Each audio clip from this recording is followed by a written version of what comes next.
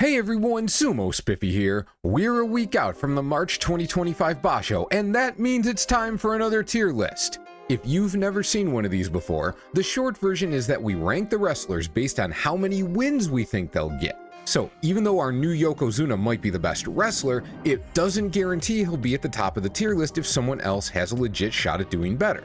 I mean, he is at the top, but that might not be the case for every tournament. Spoilers, by the way. For those who have been here before, I'm gonna structure this video a little differently. I'm gonna start with everyone from the Yokozuna down through Maegashira 5. Then I'll do ranks 6 through 10, then the rest. I'm setting these exact markers because these are the brackets for Kachi Clash, which is super popular, but I'm splitting the top, middle, and bottom because of how disparate the sections are in how those guys are ranked.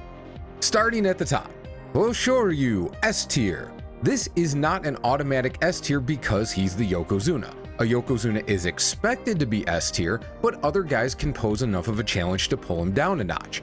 He's S tier because the improvements to his sumo look permanent, and the most likely challengers are either of unknown health, or they've shown enough vulnerability that it's not right to put them near him before they prove they belong on such a pedestal. Don't be shocked if someone else wins in March, but I don't think we'll see a Yokozuna debut so rough he has to leave with a quote-unquote injury to save himself. That should mean a minimum 10 wins, likely 11 or more.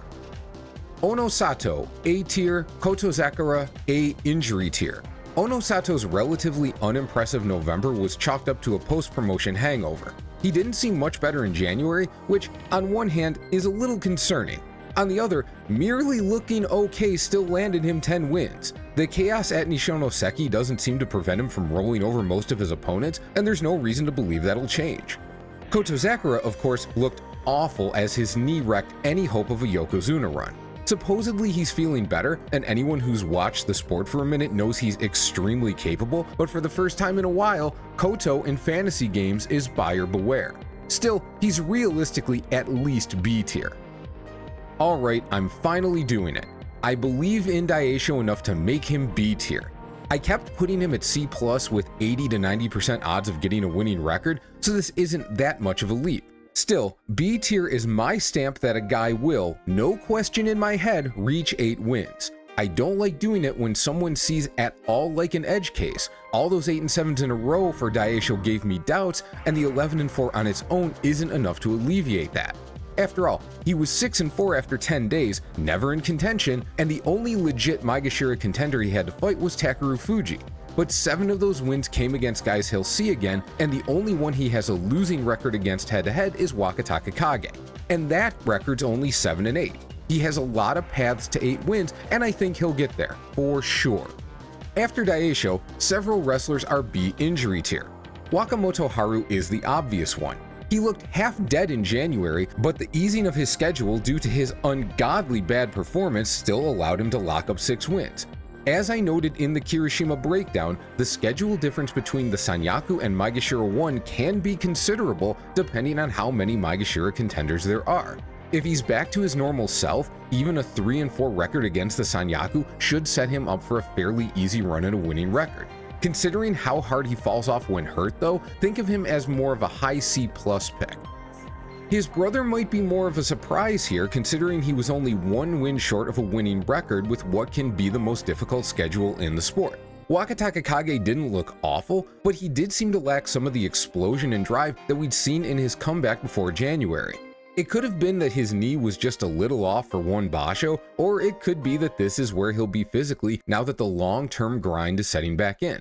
Since there's no way for us to know the answer to that question yet, and the guy we saw in November should easily finish with a winning record in March, I'm putting him in injury tier. But I'd still put him in B tier anyway and expect him to have a winning record. He'd have to fall off noticeably harder than I suspect he will to not score 8 wins at any Maegashira rank. And finally, Takayasu also lands in B injury tier at Maegashira 4 East. He's back in the joy now, and while not having any Sanyaku matchups for the first 5 or so days may help him get out to a strong start, it also gives him more time to tweak his back before the tough guys come calling. He also doesn't have the easiest Maegashira opponents around him. Ichiyamamoto and Ura beat him in January, and Kinbozan looked like he might have trucked Papa Bear into retirement if they'd fought. Because of how scheduling works, a relatively healthy Takayasu should reach at least 8 wins, whether it's from a slow start and an easier finish or a hot start and hanging on. But relatively healthy is a very dicey term for Takayasu these days. A 3-3 start followed by a bunch of Sanyaku matches is a very plausible worst case scenario. Realistically, he's barely C+. Now for actual C+. We start with Kirishima. If you saw the Kirishima breakdown, this placement hopefully makes sense. I don't have him in injury tier because, at this point, I think he is who he is, and the not 100% guy we saw in January should be able to keep it together enough to hit 8 wins. And if he can't, maybe that's just who he is now too, but he's taking Daieisho's old spot of 80 to 90% chance of a winning record. Next, we'll pop Oho in this tier.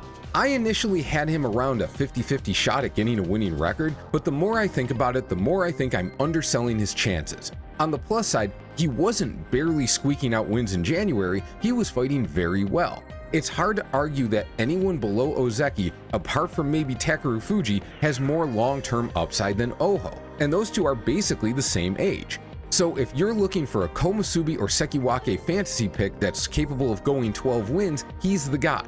But on the flip side, the side that caused greater doubts initially, guys get on rolls, and even if he fights like he did in January, it would be mad to assume the same results. On top of that, even though he's past the time in his career where some losses would cause him to go into a shell, I don't think he's past the point where he could lose matches and not know how to adjust, or even make some unwise adjustments that worsen the problem in the short term. This is where being the only legit wrestler in his stable can be a problem. Even his coach never made it out of Juryo.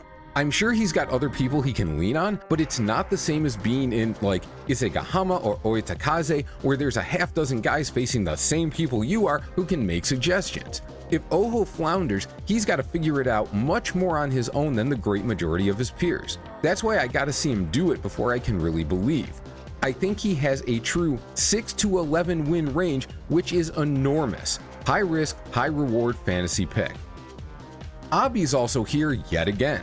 He's been no lower than Maegashira 3 since January 2023, a span of 13 tournaments. He's had 4 losing records, including this past January, with never fewer than 6 wins. He's had 9 winning records, 2 reaching double digits. In short, he's better than average at this level, but it doesn't always work out for him. That makes him high C+ unless something significant changes. Finally, we'll drop in Kinbo Slice as more of a 60-40 pick. I know it's hard to think a guy who just went 12-3 and landed in a title playoff will fall off so hard he's barely a favorite for a winning record, but that 9-0 start came off the backs of 7 guys nowhere near the level of the competition he'll see in March, then Tamawashi and Takerufuji, who he will almost certainly fight in the first week. After that, beating Onosato was great, and the Kirishima fight was a legit brawl, but he hardly looked competitive against Hoshoryu or Oho. And he's gonna see some Sanyaku opponents, although at his rank, it's difficult to predict who or how many. With respect to predicting Kinbo's final record, that's the main question mark.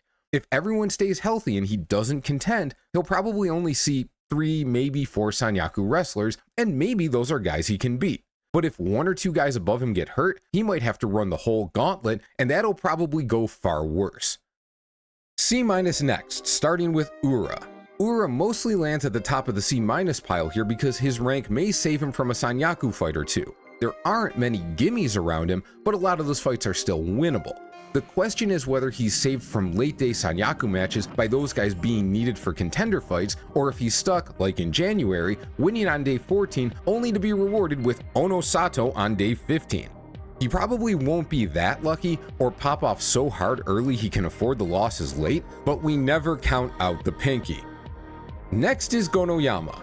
Credit to the Thunder Chop, he's gotten much better at not overcommitting on the attack and controlling the considerable power he brings to the game.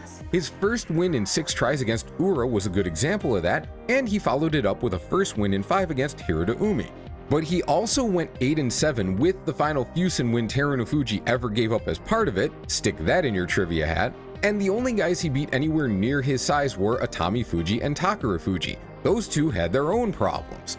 Now he'll face the whole Sanyaku in probably the first 9 or 10 days, and even though it only runs 7 deep, the Waka Bros are right there too.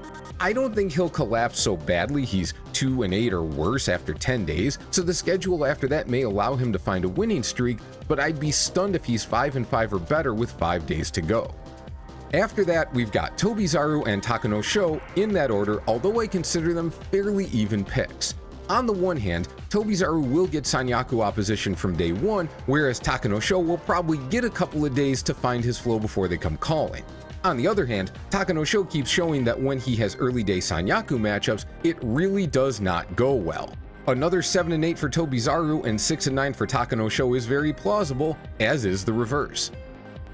And finally for this section, the 2 D-tier picks you may have seen coming, Ichiyamamoto and Chiyoshoma. In retrospect, at 6 West in January, I should have given Ichi a little more credit than I did. He had more winnable matches on deck than it looked like at first glance, and it's very fair to argue he actually did himself in a bit. Starting 6-3 lined him up with Takerufuji, Abi, and Onokatsu, which tanked him until he swung a Darwin victory over Wakatakakage on the last day. Unfortunately, because the Sanyaku got smaller, 4 West is more locked in to fight all of them regardless of how he's performing, and some of his easier opponents from January fell out of range. There's a reasonable chance he goes 7-8 and I bump him to C- after the Basho, but I don't know how he hits 8 wins without a very, very friendly schedule.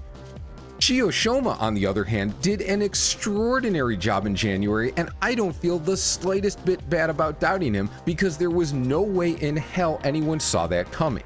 And considering what happened after his 8-1 start lined him up against Kirishima and 4 Sanyaku opponents, and that he'll pull the whole Sanyaku in probably 9 days max, he'll need God's own steroids to not get blown out the whole week plus.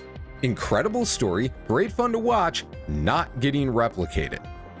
So, through Maegashira 5, those 17 wrestlers include 1 S pick, an A and an A injury tier, a B and 3 B injury tiers, 4 C+, 4 C-, and 2 D picks. A little heavier on the winning side, but it's the top of the Banzuke, that's what they're supposed to do. Reasonable split, all things considered. Okay, now Maegashira 6 through 10. Top guy here is obviously Takerufuji. A tier rather than S because 1, guys have figured out how to withstand his attack or just plow in and get him on the back foot. It's not exactly easy to do, which is why he's still locking down 10 wins per Basho at this level, but he's not yet the world beater his debut suggested he would become. Also, Atamifuji and Hakuoho are in this bracket, and both are capable of keeping up with his win total. Speaking of whom, Hakuoho lands in B tier and Atamifuji in B injury tier. Hakuoho's placement is pretty clear-cut. He still isn't blowing through anyone, but he's so big, strong, and stable that he can lock down almost anyone in a grappling match and give him a fight. Maybe that's a sign of some limitations, but it could also be a sign of control and that he's finding a style of sumo that won't overly stress his shoulders. Regardless, since he's still at a rank where he'd have to pop off super hard to attract Sanyaku attention, it's hard to envision him with a losing record unless all the staples holding his labrum in place pop out at once. Atamifuji's finally away from the dreaded Sanyaku, and at this rank he's more than able to do work. The last time he was lower than Maegashira 3 was November 2023 when he went 11-4 at 8 West. Better still, he, Takerufuji, and Hakuoho are stablemates, so they can't get in each other's way. It helps all 3 of them of course, but probably Atami more than the others. He's injury tier because we know about his hip arthritis, and the fact he needed matches against Mitakeumi and Churanoumi the last 2 days of January just to reach 5 wins strongly suggests he was impaired. Is that a permanent issue though? We'll see. Falling way behind those 2, but still landing at C+, are Hiradoumi and Shonannoumi. A year ago, Hiradoumi was becoming the wonderkind of Makuuchi, blasting dudes face first despite the consistent blasting dudes face first despite the consistent size gaps between them and beating some of the best in the sport. Over the last 6 months though, he started getting figured out, and it appeared to be combined with a bit of a physical fall off as well. Mind you, when I say a bit, I really mean that. The difference isn't huge, but his size and style require him to be at 100% to really make it work, and anything less can lead to the difficulties we've seen lately. Now, however, he's outside the Joy, and even though this is a tough neighborhood, he doesn't have as many guaranteed brutal fights. This could still go poorly if he's in worse shape than I'm estimating, or more guys have answers to his style than I expect, but I think we're looking at 7 to 9 wins here. Shonannoumi. Okay, with the caveat that he really deserves his own WTF category all the time and probably will for the rest of his career, he had obvious struggles in January and still pulled it together enough for a winning record. Unless he gets very unlucky and constantly fights up in rank, there should simply be enough beatable guys for him to get his 8. But his body, and specifically his thyroid issues, are so untrustworthy that what he should do and what he will do may be quite different. The back half of this bracket is all C-. Tamawashi spent all of 2024 going either 8 and 7 or, more often, 7 and 8, so January's performance was remarkable. His 6 and 1 start got him set up against Oho and Kirishima, who he wouldn't have fought from his rank otherwise, but he still came back with wins against Hakuoho, Onokatsu, and Nishikigi.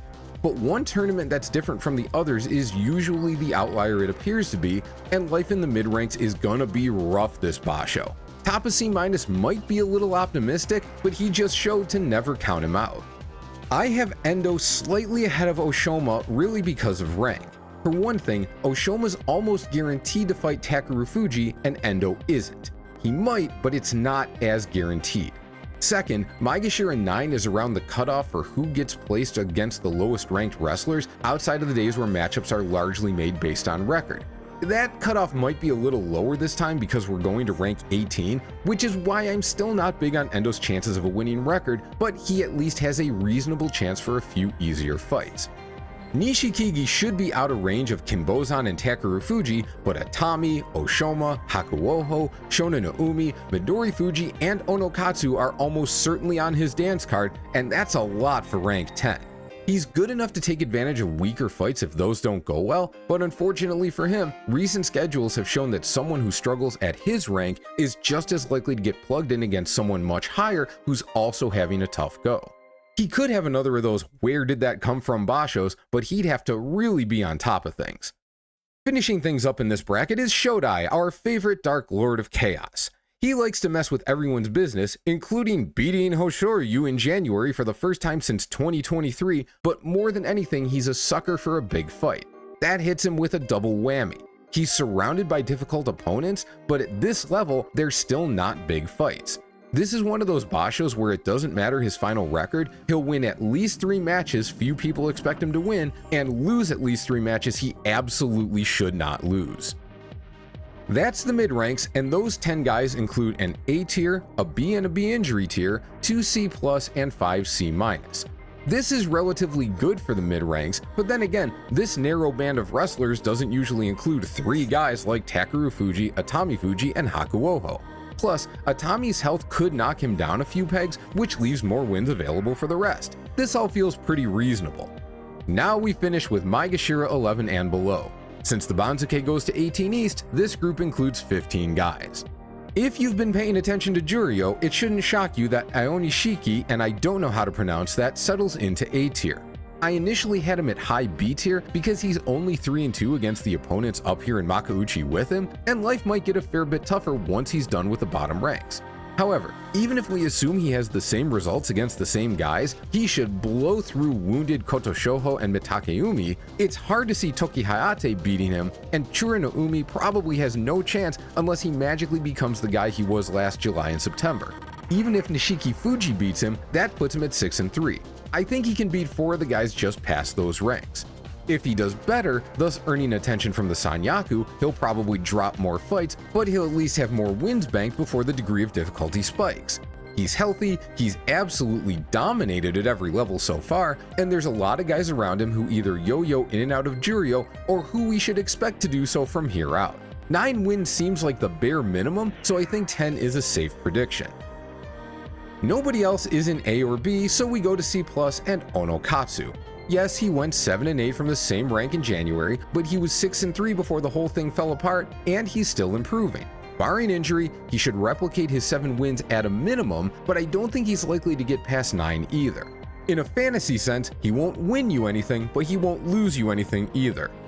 And then we have everyone else. The other 13 guys in this bracket rate at C- or D. Yes, I am predicting that 87% of the Banzuke from Maegashira 11 on down has less than a 50-50 shot at a winning record. That seems like it shouldn't be possible since they all have to fight each other, but bear with me, I will explain. Let's start with the guys most likely to prove me wrong, Midorifuji and Ryuden. Midori's main dilemma is that, despite being in this group, he's too high a rank to really take advantage of the beatable guys coming up. He'll face some of them, sure, but he'll also fight up against some tougher competition, and he still hasn't actively won 8 matches in a Basho since 2023. The biggest boost to his chances of a Kachikoshi is that most of the toughest wrestlers around him are also in Izegahama, so he doesn't have to face them. But he hasn't had to fight any of them over the last year either. So what that really does is give him better odds of doing well as compared to his competitors, but it doesn't actually improve his own odds of reaching 8 wins. Ryuden is yet another Makuuchi regular to struggle, drop to Juryo, then spike a huge score and return on a winning streak. He spent basically all of 2023 and 2024 being famously unpredictable before finally falling apart in November. Given how strong so many other guys have looked in their returns, Ryuden is, as much as I hate to say it, a very high upside pick. More realistically though, he'll probably do fine against the bottom ranks, and then the question is whether 4-11 Ryuden shows up against the regulars or a Juryo Reborn version. Since it seems like guys are more likely to come back strong if they hit a clear injury like Kinbozan, Chiyoshoma, or Endo, and Ryuden just looked like he was falling apart, I'm gonna let anti-douchebag bias take me and say he's 40-60, maybe 45-55 at best to reach 8 wins. It only gets worse from there, folks. Shishi's next, and if it seems like I'm not giving him credit for his excellent Juryo Yusho, this is me giving him credit for his Yusho. His first shot at Makuuchi, I had him D tier all the way, and he fully met expectations. Rating him around 1 in 3 odds for a winning record is a massive upgrade. He's improving, but he still mostly wins on being a giant barrel of energy. His major upside is that we know he can beat a lot of the lower ranked guys, but he's not going to beat all of them, and I don't think he's fixed enough holes in his game to be reliable against the guys above him. He's one of those guys that could theoretically go like 10-5 if everything comes together, and if that happens, so be it, but I'm not gonna bank on it.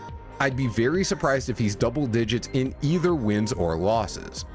The last 6 guys in this group I'm piling together with about a 25-30% chance of a winning record each. In short, I expect either 1 or 2 of them to finish with 8 or more wins. I just have no idea who it'll be. Meisei had a somewhat more difficult than expected schedule in January, but his 6-9 finish wasn't really due to luck. He worked as hard as ever, but the ability to win fights he would have taken in the past just wasn't always there. It's the kind of thing that can swing back from time to time, but as always, his back is a possible issue, and it's hard to see if and when that's a problem. Churanoumi struggled as expected in November in the Joy, but then struggled very unexpectedly during January at rank 9. He's essentially a lesser version of Hiradoumi, very face-first, hard-working, undersized, and needs to be at maximum capacity to really get results at this level. Maybe he'll find new life against more familiar foes. I don't expect him to struggle as badly as in January, more like the 7-8 or 8-7 guy we saw around this level in early 2024. Takarafuji, the other old man, did exactly as expected in January at too high a rank for what he's capable of now. I overrated him slightly out of respect, and I might be doing so again, but he was also the first guy to beat Chiyoshoma last Basho, and he's proven too capable of surprise runs for me to entirely count him out. I overthought myself when Shirokuma first made it to Makuuchi. He was coming off a strong Yusho, and guys in that position had done well recently, plus he's got the physical skills to make his mark at least the bottom ranks. But he was disastrous even before the injury that knocked him out of that tournament. As with a lot of guys, I expect the experience taught him something he can use this time and not struggle quite as much, but he's also coming in off a 9-6 record, not a real steamroller performance. He'll need at least a 6-2 start to have a good chance of a winning record. It could happen, but I am not expecting it. If I could wish anyone into a good performance, it's Sadanoumi. I just like his fighting. He's 37 and never puts in less than a full day's work in any match, regardless of who it's against or when in the Basho it is. but he also lost to everyone who got promoted with him except Shirokuma, and his general performance in January looked like a guy who might hang around this level, not who's been infused with the mystical Juryo juice. And I promise, I'm not putting Nishikifuji last in this group because that's where I see him. I really do view him as equivalent to the others. I guess I'm just used to having him here on the list. In any case, he had one of those semi-luck box bashos, rolling to 9-6 on the back of beating 4 opponents in the last 5 days who all had losing records. This included his first win ever against Shodai, so props to him for that, and I don't think he's destined to collapse all of a sudden.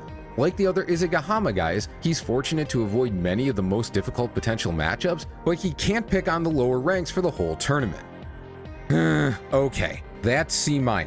2 guys land in C injury tier for reasons which should be obvious to anyone who watched January: Mitakeumi and Kotoshoho. Mitakeumi's gonna get out there and do his best, but he was essentially physically incapable of sumo after the first few days in January. If he's healed, he could go bananas down there, but the odds of that don't seem great. Kotoshoho has a better shot of improved health given that he had one specific injury slowing him down. However, until and unless we get word that he's looking much better in training than he did in January, he's far too unpredictable a choice. Given the likelihood both are still hurt to some degree, expectations should probably be more D tier. Finally, really finally, the end of the whole tier list is our bottom ranked D tiers: Asakoryu and Tokihayate. I had Toki at the top of D tier in January, and that felt like perhaps the most accurate pick of the whole tournament. He finished 7-8, but he was 5-8 before 2 wins against guys having even worse tournaments than him. More importantly, out of 7 wins, Nishikifuji was good, but the only really impressive one was over Onokatsu. He got all the other wins he should have and still couldn't hit 8. This time, even assuming wins over Mitakeumi and Kotoshoho, I still can't see 6 other realistic ones anywhere on the Banzuke. Now take what I just said about Tokihayate, then apply it to Asakoryu relative to his November debut in Makuuchi. I like his fighting, and as I said in November, I would love to be wrong about him having no chance at a winning record. I just don't see where he gets 8 wins either.